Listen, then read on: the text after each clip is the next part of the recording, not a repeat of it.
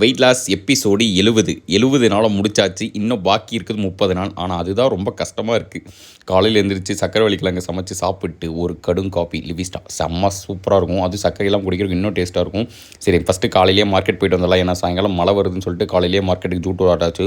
அங்கே போனால் நெகாப்பழம் கொய்யாப்பழம்லாம் பார்க்குறக்கே டெம்டேச்சு. நெகாப்பழத்தை அங்கே 2 ஆட்டையை போட்டு தின்ட்டு கொய்யாக்காய் பார்சல் வாங்கிட்டு வந்துட்டோம். ஃப்ரூட்ஸு டயட்டில் இருக்கும்போது தாராளமாக ஆட் பண்ணலாம். அதுவும் கொய்யாக்காலாம் சூப்பராக வெயிட் லாஸுக்கு சப்போர்ட் பண்ணும். ட்ரை பண்ணி பாருங்க. அப்புறம் மத்தியானத்துக்கும் நானும் கடவுத்துக்கு வச்சும் டயட்டில் இருக்கங்காட்டி 2 பேத்துக்கும் நோ ஆயில் சிக்கன் செஞ்சிட்டோம்.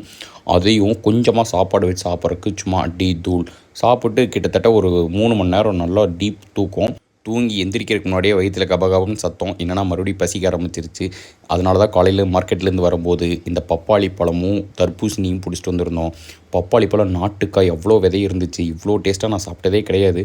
அதுக்கப்புறம் தர்பீஸு கிட்டத்தட்ட 3 பழம் 100 ரூபாய்ன்னு வாங்கிட்டு வந்தோம். எப்படி அரிஞ்சு சாப்பிட்டோம் தெரியுமா? வேறு சக்கரை பழம் மட்டும் இருந்துச்சு. 3 பீஸும் காலி. அதுக்கப்புறம் நைட்டு வயிறு ஃபுல்லாக இருந்துச்சா, அதனால் 3 ஆம்லேட்டு, அதாவது 3 முட்டை வெள்ளை முட்டை போட்டு ஒரு ஆம்லேட்டு. அவ்வளோதான் கதம். டாடா பாய்.